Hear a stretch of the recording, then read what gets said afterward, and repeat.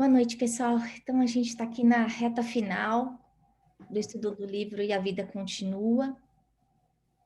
Esse livro que ensinou tantas coisas para a gente, né? Num período tão curto. 6 meses que a gente está junto, um pouco mais de 2 anos a experiência da Evelina e do Ernesto no plano espiritual. E a gente percebendo aí tantas mudanças drásticas na vida de tantas pessoas, né? Então, para a gente começar o estudo de hoje, eu queria pedir para a Rafaela fazer a prece inicial para a gente. Você faz, Rafa, por favor? Não? Ai, gente, eu sou muito tímida, muito mesmo, muito mesmo. Não consigo falar. Tira da câmera e só conversa com Deus, ajuda a gente. Desliga a Ok, câmera, Rafa. não é mim?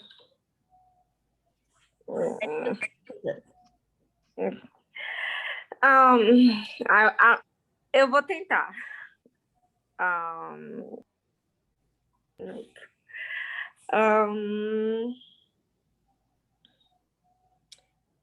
um, ai, eu não consigo. Me desculpa, eu não consigo falar. Tem problema. Então, o que você quer que aconteça agora, nessa noite, nesse encontro? Agradeço a todos pela presença e de todos aqui. Só quero. A prece é mais um agradecimento por ter conseguido acompanhar a maioria do estudo, e eu espero que a gente continue estudando e aprendendo um com os outros, e que todos tenham uma boa, um bom caminho e uma boa leitura pelos próximos livros. Eu só posso agradecer. Essa é a minha prece de hoje, e que todos consigam... eu não consigo, desculpa. Eu não sou boa com preces. Tá ótimo. Eu acho que esse ponto aí do agradecimento, você está dividindo aí um sentimento que é conjunto a todos nós, né? Porque teve muita disciplina, a gente teve que deixar coisas de lado para poder estudar, para poder ler. Nós passamos aí nesses últimos meses um período de autoavaliação, né? Prestando Sim. atenção nos nossos compromissos aqui na Terra e comparando a nossa vida aqui na Terra com a vida que a gente está vendo acontecer nesse livro, né? Essas experiências difíceis de morte de entes queridos, de decepções amorosas, de traição, de recomeços, de inimigos de outras vidas, a oportunidade que a gente tem aí de recomeçar todos os dias. Esse livro ensinou muita coisa para cada um de nós. E esse capítulo de fechamento, que tem como título E a Vida Continua, ele mostra para nós como se fosse um closure, né? Quando tudo parecia que não ia dar jeito, a gente vê que dá jeito no final. Eu lembro de uma amiga minha falando, se não deu jeito ainda é porque não chegou no final ainda. Porque no final sempre dá jeito. E a gente está vendo claramente isso nesse livro. O Túlio, que estava aí perdidinho, atordoado, desequilibrado, e que a gente achava que não ia ter jeito, de repente está aí se preparando para voltar para os braços daquele que foi o assassino na vida anterior. E a sabedoria divina é tão grande que ela não conta isso para ele. Para quê? Porque a gente sabe que durante a gravidez o espírito ainda tem um laço muito frágil com a mãe. Então, o pensamento da mãe quanto o pensamento do bebê podem interferir no processo e no bom andamento daquela gravidez.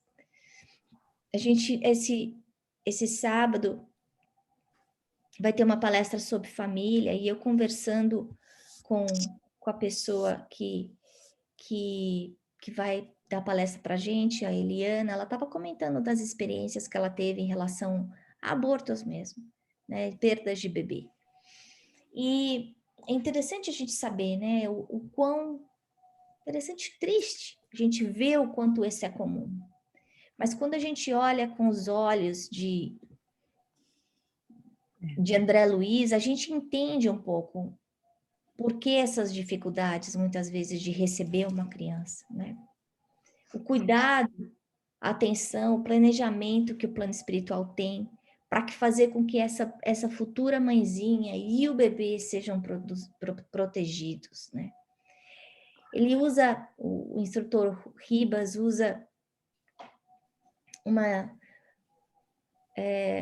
expressão que eu amei, que foi uma metamorfose de ressentimento em amor.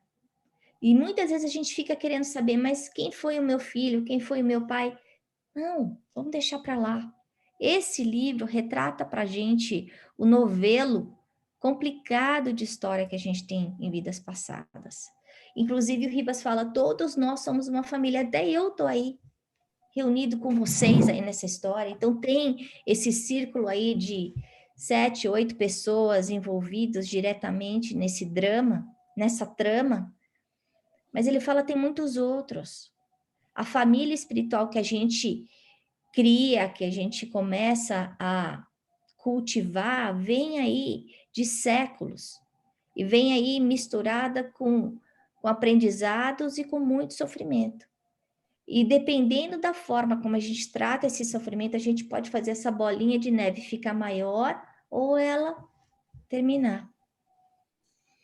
Mas muitas vezes, quando a gente passa por esse sofrimento, a gente está só olhando para o momento, se esquecendo do todo, se esquecendo que esse sofrimento de hoje, essa decepção de hoje, a perda de hoje, muitas vezes é exatamente aquela cura que a gente precisa, aquela libertação que a gente precisa por causa dos erros de passado.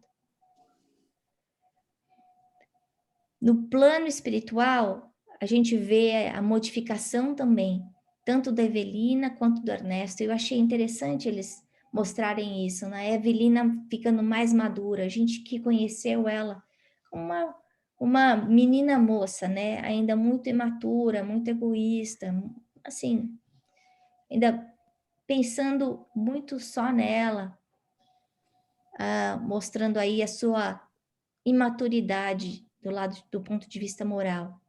E o Ernesto, que era um homem mais maduro, mais velho, aí quando ele começa, então, a estudar a doutrina espírita, a crescer, a gente vê ele se rejuvenescendo. É como se os dois se transmutassem em personalidades. Ele que carregava um peso, o peso da culpa, de repente ele se liberta e se transforma numa pessoa mais nova. Ela que trazia aquela inocência, quase que bisonhice de criança, de mocinha, amadurecendo e dando uma aparência mais adulta.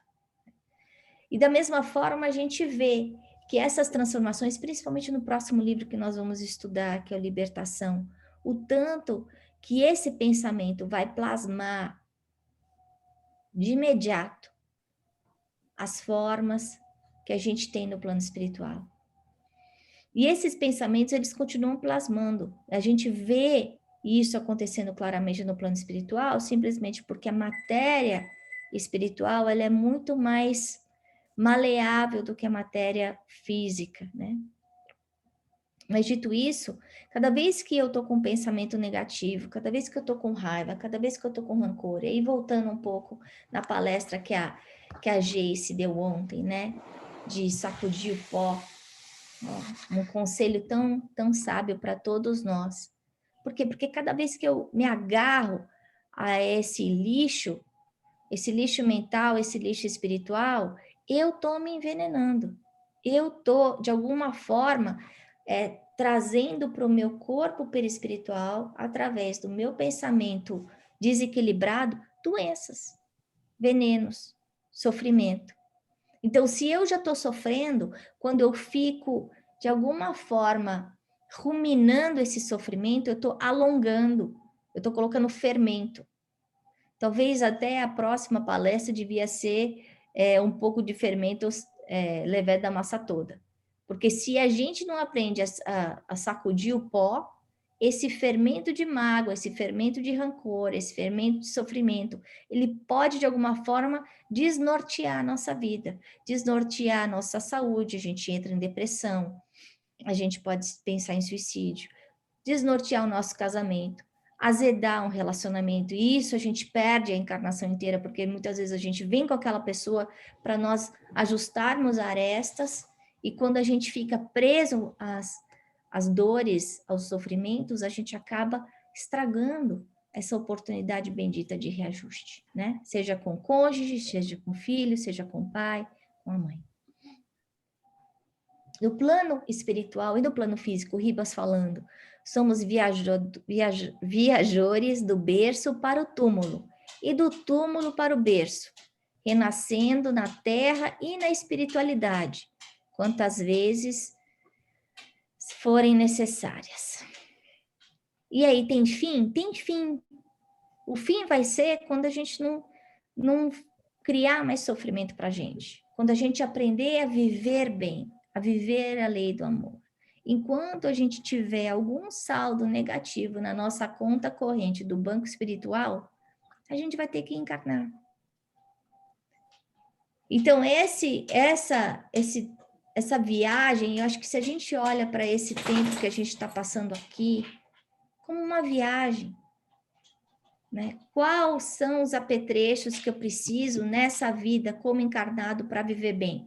Porque se eu vou para a praia, no Brasil, no meio do verão, eu não vou levar casaco de pele.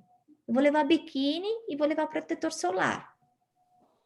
Se eu estou aqui na Terra e eu estou entendendo que eu sou um viajor e eu vou estar aqui por 20, 30, 50, 100 anos, o que eu preciso trazer? Quais são os talentos?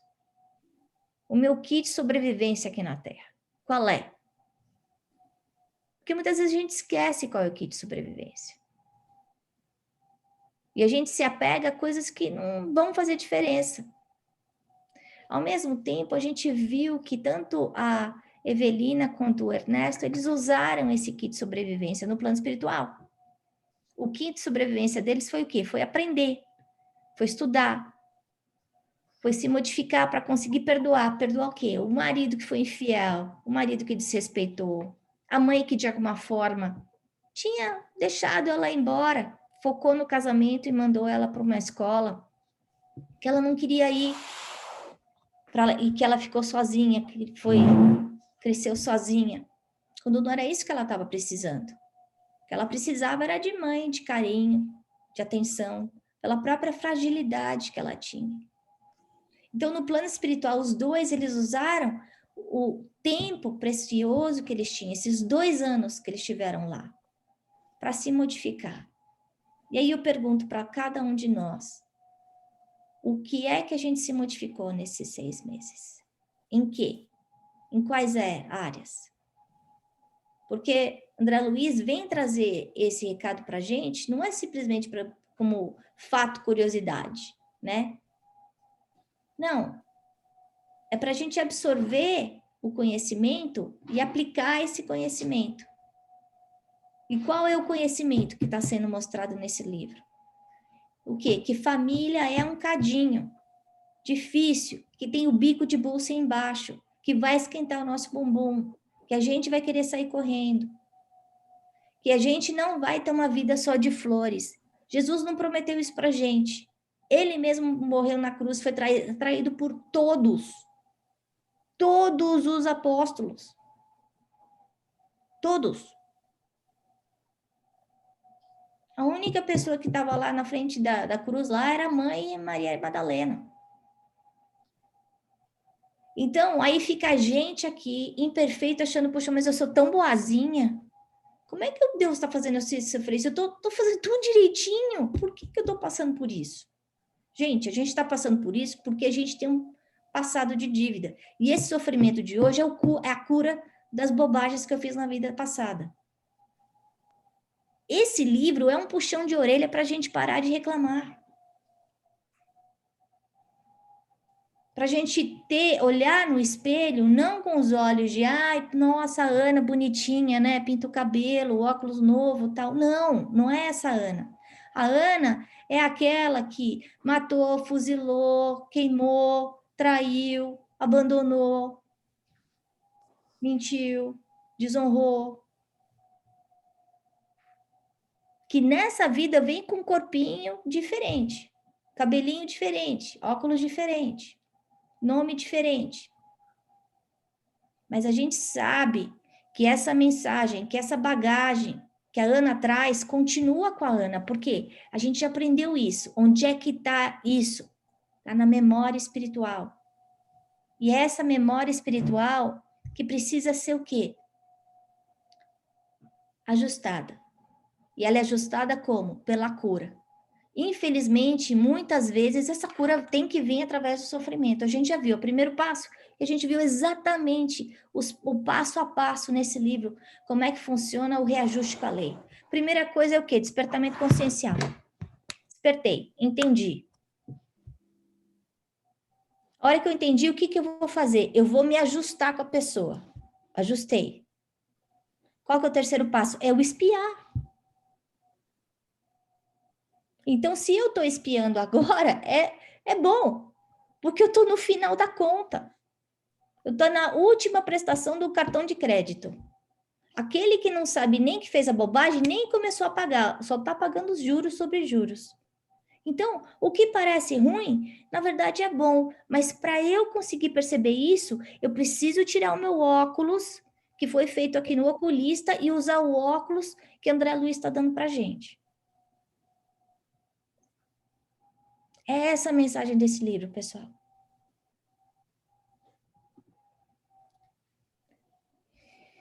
E aí ele continua, na Terra não formulamos ideia do volume de obrigações que nos espera depois da morte. Porque vão perguntar, Ana, e aí? O que foi que você fez da sua vida? O que foi que você fez da sua saúde, menina? Como é que você estragou desse jeito? E o seu casamento? Como é que você tratou o seu esposo? Quanto tempo você passou com os seus filhos? Você soube valorizar os seus pais? Por que você abandonou seu pai, sua mãe? E aí, quando a gente chega do outro lado, eu vou olhar para trás e vou pensar, puxa vida, eu não soube amar meu pai, não soube amar meu filho, não soube cuidar da minha saúde. E aí eu vou ter que fazer o quê? Eu vou ter que correr atrás do atraso. E a conta que eu não fiz direito aqui, os deveres que eu não cumpri direito aqui, eu vou ter muito o que fazer nesse tretes que a gente vê que é esse planejamento super complexo do plano espiritual, para consertar a minha incoerência, a minha incúria, a minha irresponsabilidade, o meu egoísmo, a minha imaturidade. Por quê? Porque eu não aprendi a perdoar o meu pai nessa vida, porque eu não aprendi a priorizar os bens eternos, o meu kit de sobrevivência na Terra.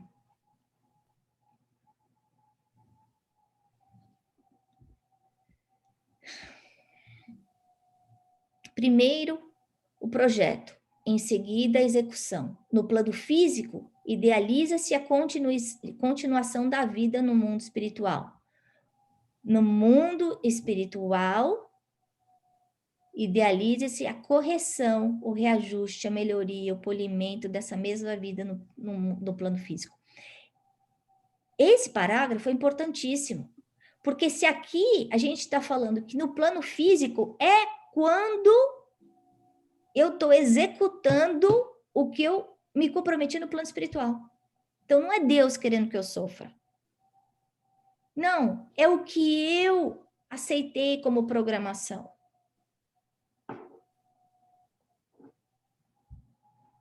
E no plano espiritual, eu vou passar tempo o quê? Fazendo o planejamento. Então, lá é o planejamento estratégico. Aqui é execução tática. E aí, o que acontece? Muitas vezes eu esqueço dessa execução. Eu tenho lá os meus MBOs. E começo a fazer outras coisas. Em vez de você eu esqueço que eu estou sendo medida por o amor que eu dou para os meus pais, ou para o meu marido, ou para os meus filhos, ou a coragem que eu tenho em vencer as dificuldades, a importância de colocar a fé na minha vida. E eu fico pensando em outras coisas. Aí eu volto para lá e eu pensei, puxa vida, falhei. Eu tinha lá todo aquele planejamento, que eles vão chegar lá com um plano estratégico. Olha, Ana, eram essas as suas métricas. E aí? E aí a gente começa tudo de novo. E a gente vê que 20 anos de vida dela significa 50 anos de conserto. 50. Aí ela pergunta, e aí, será que eu vou voltar? Aí ele falou assim, com certeza vocês vão voltar nesse grupo. Esse é o seu grupo, é o grupo do reajuste. Enquanto não aprender a amar, será que ela não vai ser filha do Túlio? Pode ser. A gente não sabe para onde vai. Mas o que a gente sabe é o tema, é o nome desse livro, que a vida continua. Que não vai acabar lá. Outra coisa que eu queria comentar, que a gente tem... Parece que esses últimos meses teve muito assunto sobre maternidade, gravidez, aborto, né? Ainda mais com a conversa que eu tive com a Eliana nessa semana, quando ela me contou um pouco da vida dela. E eu pedi para ela dividir isso com vocês também. Uma história, ela perdeu 8 bebês. Ela demorou 12 anos para engravidar. 8 bebês. Ela é uma mulher... deve ter o quê? Uns 60 anos, mamãe Eliana? 60. É um pouco mais, 10 anos mais velha que eu. Então, tinha, né, in vitro, não sei o que lá, pli, blá, blá, blá, muito mais do que provavelmente ela poderia gastar, fez tudo o que tinha na época. E aí? Conseguiu ter uma filha, depois de 12 anos. E o sofrimento de uma pessoa dessa? E eu falei para ela, que coisa engraçada, Helena, porque família, gravidez, aborto, é uma coisa que sempre aparece na minha roda, na minha vida. Ela falou assim, na minha também, Ana. Então, a gente percebe que, de alguma forma, essas coisas de família, que a gente sabe que esse grupo aqui, o relacionamento que eu tenho com a Eliana, não é um relacionamento comum, é um relacionamento de carinho, de respeito. Ela não é uma estranha. Não é o acaso. E aí, de repente, ela vai na federação, ela vai trabalhar com o quê? Com família. É acaso? Não, não é acaso. Porque para lá de teste, 8 abortos. 8 não abortos, miscarriages, né? Que é diferente. Mas aí a gente entender o quê? Que existe esse magnetismo materno, aproximação do bebê. Muitas vezes esse bebê, ele pode estar vindo e estar com medo. Pode ser um inimigo da mãe, um inimigo do pai, ele foge. E aí a gente vê a importância, o papel do plano espiritual, a importância da prece, a importância do cuidado. E aí ele explica uma coisa super importante em relação ao Túlio, que como ele é um espírito enfermo, não é o Túlio, é todo mundo aqui, pessoal. Ele deixou claro, o Túlio nem é o pior nem o melhor, somos nós, nósinho. Então, nós somos espíritos enfermos, ponto. Podemos ser uma ameaça de aborto. Porque na hora que eu tô vendo lá, puxa vida, eu vou nascer na barriga da Lúcia, e aí eu vou ter que passar por A, por B, por C, eu vou ter que encontrar todos aqueles inimigos de passado, talvez até ela. E aí a mãe sente enjoo, vomita, fica de cama. Por quê? Por causa da sintonia, desse magnetismo entre as duas. Agora, o poder do magnetismo, do amor maternal, é mágico. A sabedoria popular já fala isso, que prece de mãe pega. E é verdade. E a gente vê isso, porque o que eles fazem? Eles trazem para perto da mãe, para que dentro do magnetismo da mãe ele se sinta à vontade, e não mostram o pai.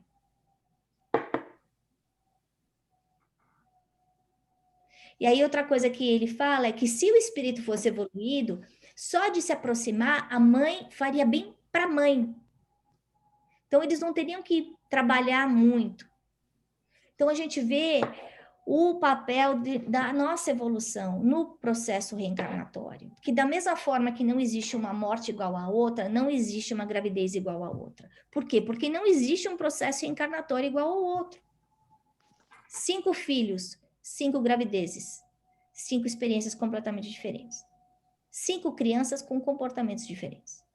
Por quê? Porque são espíritos diferentes com conexões diferentes com a gente. Então, quer dizer, eu tive 8 abortos, como a Eliana teve. Significa que foi o mesmo bebê 8 vezes? Não necessariamente. Significa que ela tinha essa dívida de alguma forma com esses espíritos, sejam eles 4, 5 ou 8? Sim. Significa que a filha que ela teve pode ser uma que abortou? Sim, pode. Significa que é? Não necessariamente. E a gente viu isso no livro. É muito conhecimento importante para a gente. Outra coisa que eles falam que eu achei fenomenal é isso, que eles colocam, em alguns casos, o bebezinho num sono terapêutico, para ele não fazer bobagem, para ele não querer fugir.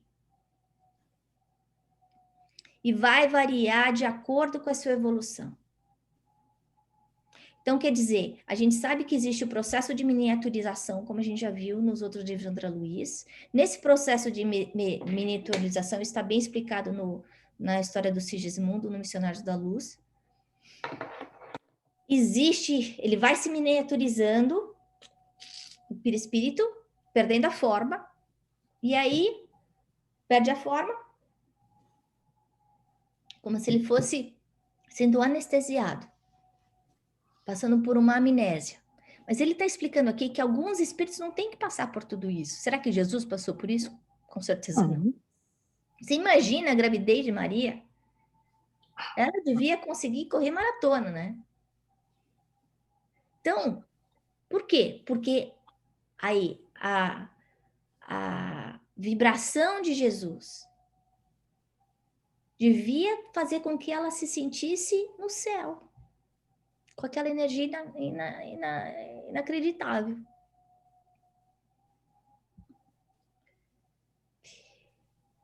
Bom, aí continua. A gente vê a Eveline, o papel dela de tutora do Túlio, de auxiliar da ex-amante do marido dela. Fala sério, olha só que coisa mais incrível, em 2 anos. A gente, que muitas vezes ia querer fazer churrasquinho da mulher que estava tentando acabar com o casamento da gente, que roubou o meu marido, não é? A Elisa, que estava com a mediunidade completamente destrambelhada enquanto encarnada, vai lá para o plano espiritual e começa a estudar. Para quê? Para que ela não faça as mesmas bobagens. Ela não era uma pessoa má.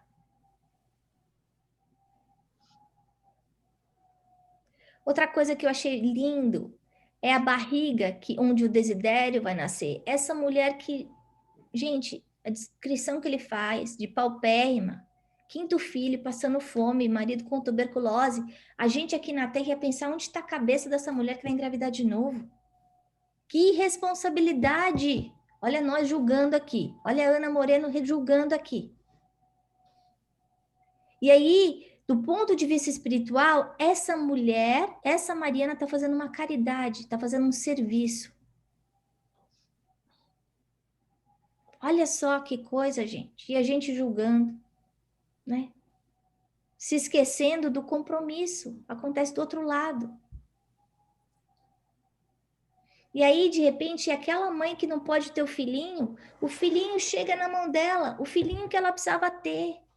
E aí a gente fica com preconceito com adoção, não, porque é da outra barriga, de não sei quem. E aí, nesse caso da mulher lá que passou fome, não, mas o menino vai nascer com problema de cabeça porque passou fome, não nutrido. Gente, vem para nossa mão que precisa vir. Mesmo que a nossa fábrica já esteja fechada,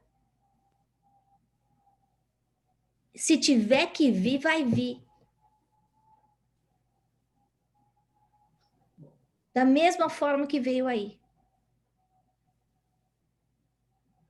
Mas para isso a gente precisa do quê? A gente precisa estar aberto para ouvir as inspirações do plano espiritual superior. Porque se a mãe da Evelina não tivesse o coração no lugar, a cabeça no lugar, ela ia falar, eu, mulher, velha, querer trocar a fralda, ter dor de cabeça, para quê, né? Eu não. Nossa, eu ajudo ela, trago ela junto para casa, tudo, cuido dela, não sei o que lá, tal, mas ó, nasceu, punho para doar, eu falo lá com o padre, encontro outra família. Não ia resolver o problema. Por egoísmo. Então, eu acho que esse livro também mexe com a gente em vários tabus, preconceitos, né, que a gente tem. Simplesmente por causa da nossa miopia.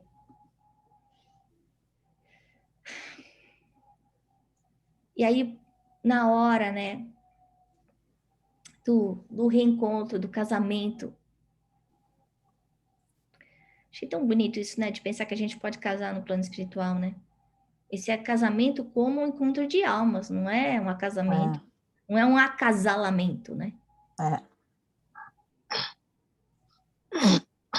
Ensina-lhes, ó mestre, que a felicidade é uma obra de construção progressiva no tempo e que o matrimônio deve ser realizado de novo todos os dias. E eu lembro disso da minha mãe falando para mim quando eu casei.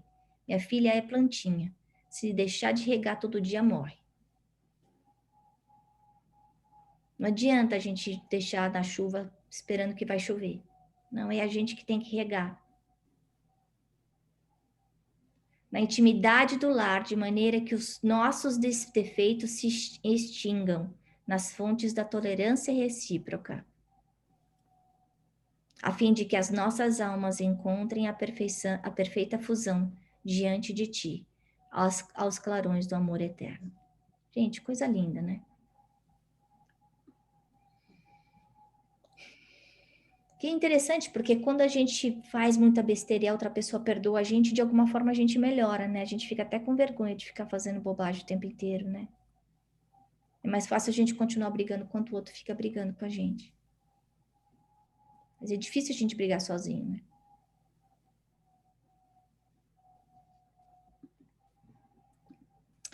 Então, para a gente encerrar esse livro lindo que André Luiz deixou para nós, aí com esse sentimento de gratidão enorme, como que foi que a Rafa falou por todos nós aqui. A gente quis colocar aqui o começo e o recomeço, porque a gente pode sempre recomeçar, não precisa esperar morrer, nascer de novo para recomeçar. Não, pode recomeçar agora e a gente já ganha uma encarnação. Economiza 50 anos. Outra coisa que eu queria falar é esses caminhos de Deus. São enrolados, tortuosos, perdidos, complicados.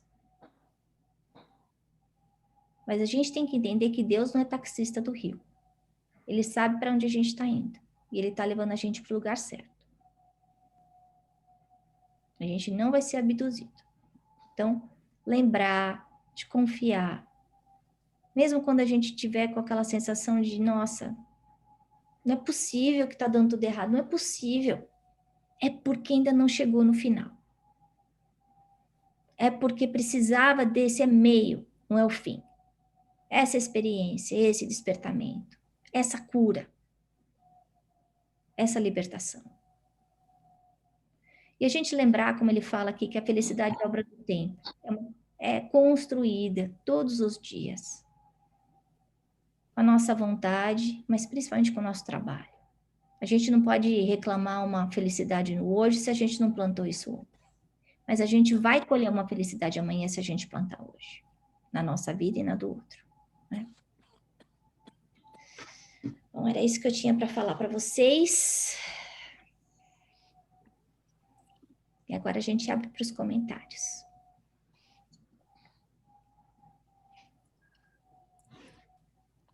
Quem vai falar primeiro?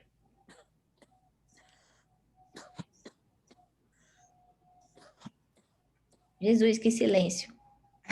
Vocês estão me ouvindo, né? Ouvindo. O que eu vou falar, assim, quando você estava falando aí, Ana, a gente fez um esqueminha aqui de quem, não dá para ver não, que quem casar com quem fez quem. Aí eu falei, você estava revisando, assim, e eu continuo achando maravilhoso toda essa teia de você, que você fez, o que você vai, a sua pendência, como é que você vai resgatar essa pendência, como é que é tão bonito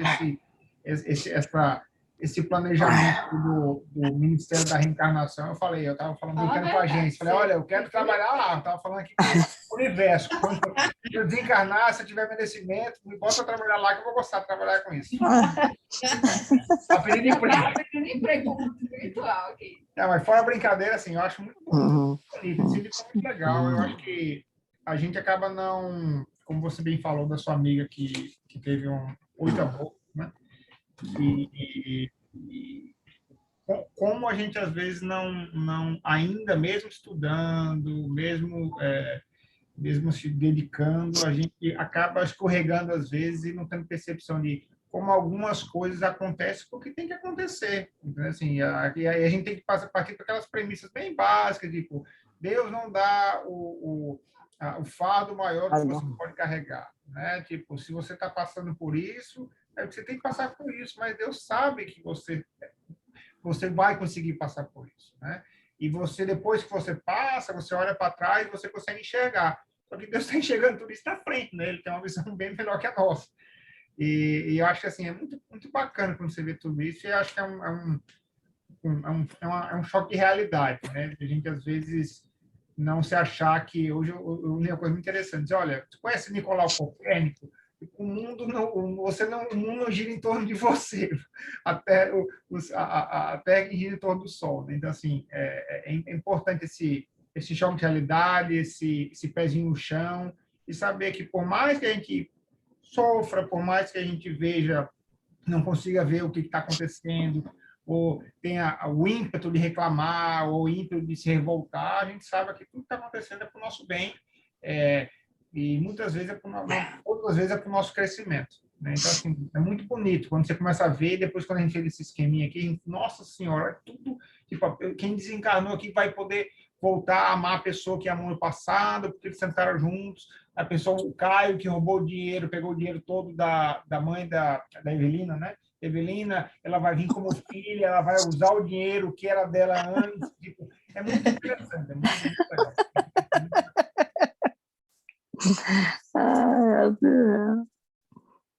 Planejamento divino e perfeito. Encantado com a eficiência e eficácia de espiritual. Como sempre. Planilha do Excel, todos os planejamentos das próximas encarnações. Pois é, mas aí eles fazem esses monte de planejamento e chega na bola na nossa mão e a gente dropa. Ai, meu Deus do céu. Começa Vou falar um pouquinho, Ana. Primeiro eu queria te agradecer muito. Eu acho que a forma que você... Às vezes eu li um capítulo assim, ou escutava, e você trazia coisas assim que... A forma que você... As mensagens que você trazia, assim, eram surpreendentes, assim, de cada capítulo, né? Então, acho que a forma que você conduziu a gente no estudo, que por mais que eu lesse, eu li, e esse eu fiz direitinho, eu não... Você trouxe mensagens, você viu coisas que eu não tinha visto. Então, acho que um agradecimento, assim, gratidão eterna. E esse livro me ajudou muito pessoalmente, assim, eu vivi muito...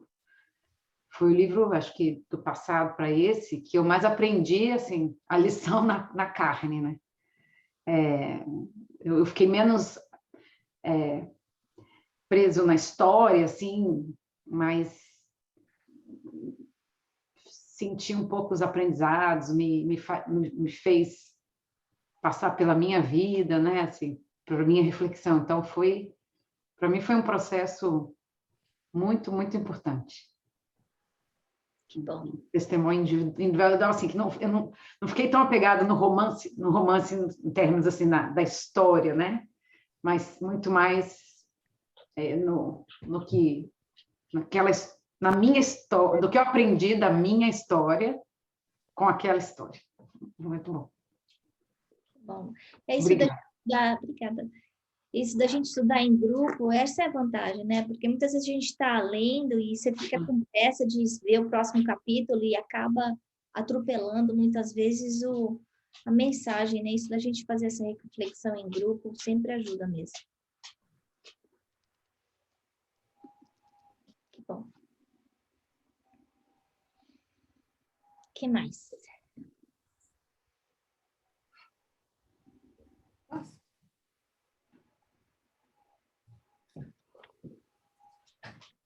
Que nós temos que avançar.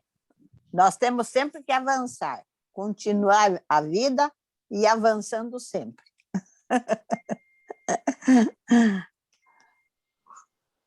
Isso aí. Hoje de tarde, eu lembrando que era o último capítulo, que a gente ia encerrar o livro,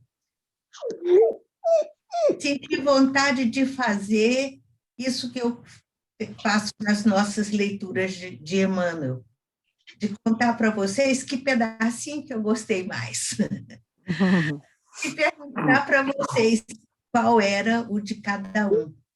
Mas aí, eu folheando o livro, achei que estava tão difícil escolher uma lição, um ensinamento, que eu acabei desistindo dessa ideia.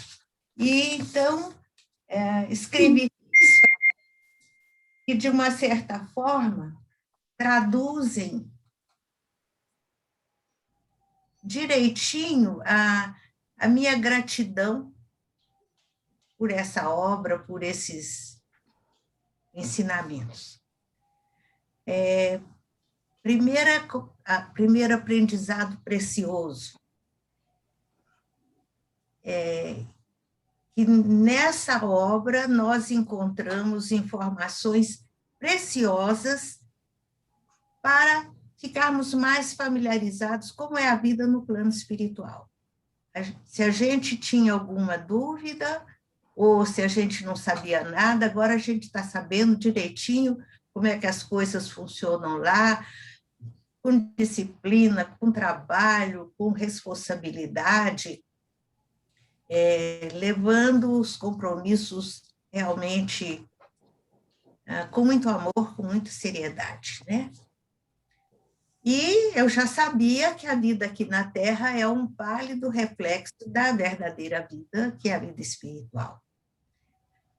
A segunda observação que eu fiz é que, além dessas informações ampliarem os nossos horizontes, o nosso entendimento em relação à vida no mundo espiritual, elas são também muito preciosas para nos mostrar o que a gente deve fazer aqui e agora, enquanto a gente está aqui no cenário, na arena de trabalho, no cenário da vida, né? Porque, como a Ana agora mesmo comentou, fazem aquele planejamento todo, aquele esquema que o Miguel mostrou para a gente aí, e a gente reencarna e não leva a sério, e qualquer coisinha a gente elimina da nossa vida aqueles espíritos que, pela misericórdia divina, foram colocados na nossa constelação familiar, e bota a perder tudo aquilo, todo aquele planejamento bonito, perfeito, né? Indispensável para a nossa harmonização com a lei. Se a gente não se harmoniza com a lei, a gente não evolui. E a terceira observação é que, sabendo que existe a vida no mundo espiritual, que lá é a nossa verdadeira vida, sabendo que temos o planejamento divino, então, não fica dúvida nenhuma de que nós devemos pautar a nossa vida conjugal, filial, maternal, paternal, enfim, qualquer que seja o nosso papel, mas principalmente esse relacionado com a família, com a maior seriedade possível. Com amigos também é importante, mas com aquele espírito com quem nós nos casamos, não dá para ficar perdendo tempo.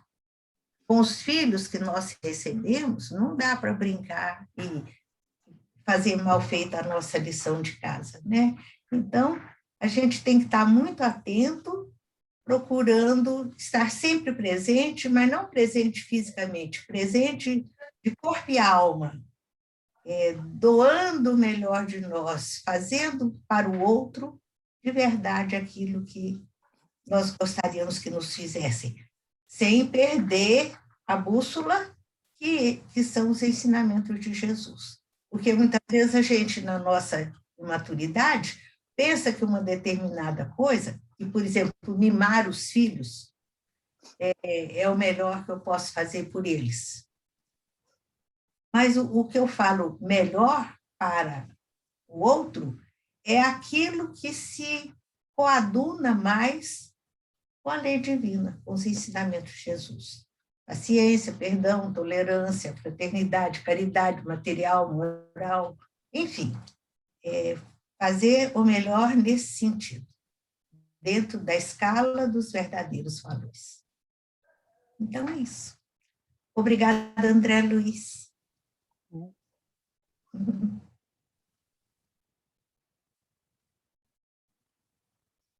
Mais alguma coisa antes da gente encerrar? 8h20 já? Tudo bem. Gi ficou tão caladinha, fala um pouquinho, Gi. Eu gosto de te ouvir. Alô, eu como Miguel, eu fico muito impressionada, e desde muito tempo, eu brinco sempre com a minha mãe, que é a logística do plano espiritual, gente, que tudo encaixa, tudo é peça, não é nem peça de Lego, não é peça de Lego, eu ia falar que é peça de quebra-cabeça, que tá tudo ali direitinho, mas não, é de Lego, que você vai montando conforme a coisa vai acontecendo, porque como a gente tem o nosso livre-arbítrio, a gente bagunça isso tudo no meio do caminho, então estão eles lá para replanejar, e aí a gente vai montando as pecinhas de novo. Mas eu concordo que foi muito aprendizado para mim também, e de repensar a forma como eu tenho vivido, porque é isso que eu vou levar para a próxima vida, né? Para o plano espiritual, consequentemente, para a próxima vida.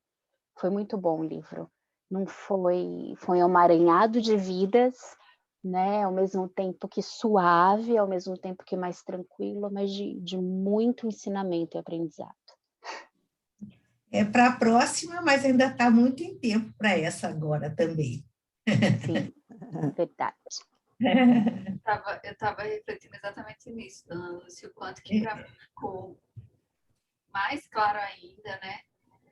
O quanto os nossos laços familiares, né? A constelação familiar em que a gente está inserida agora é importante para o nosso crescimento, por mais desafiador que isso possa ser, por mais difícil, fácil, né? Tem uma razão para cada pessoa estar no seu papel. Então, para mim, esse livro também teve muito esse...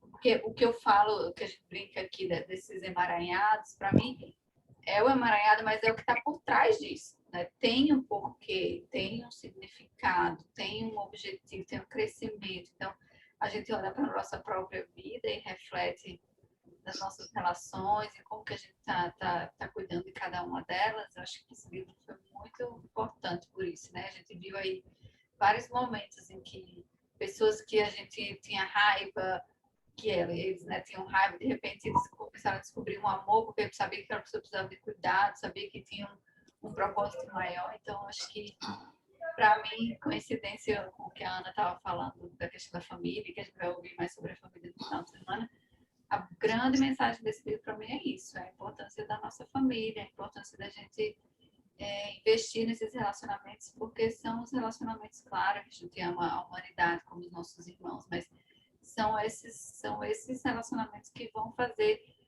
a diferença mesmo na nossa evolução, no nosso crescimento, no nosso aprendizado. Então, investir, aí eu acho que ajuda também muito no nosso orgulho, no nosso egoísmo, né? Porque você vai lapidando e vai se redescobrindo também como pessoa, assim, como espírito eterno.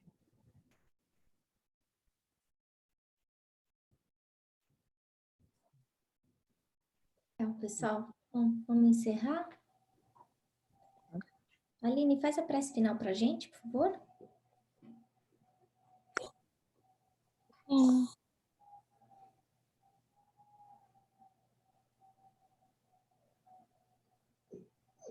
Querido Jesus, estamos aqui unidos em teu nome, e agradeço pela oportunidade de aprender mais uma vez tantos ensinamentos, tantas coisas que a gente pode para a nossa vida, olhar para a nossa vida e perceber onde a gente está acertando, o que a gente pode fazer para melhorar. E a oportunidade de estar reunido no seu nome para fazer isso é muito bom. Gratidão pela oportunidade de aprendizado, de crescimento, que a gente possa levar definitivamente para as nossas vidas, nossas atitudes, o melhor de nós mesmos, por nós e pelos outros. E que a gente possa em breve estar reunido novamente para uma nova fase de estudo, de aprendizado e de amor. Que a gente possa ter uma boa noite, um bom resto de e em breve estarmos reunidos novamente em seu nome. Que assim seja. Graças a Deus. Graças a Deus. Obrigada.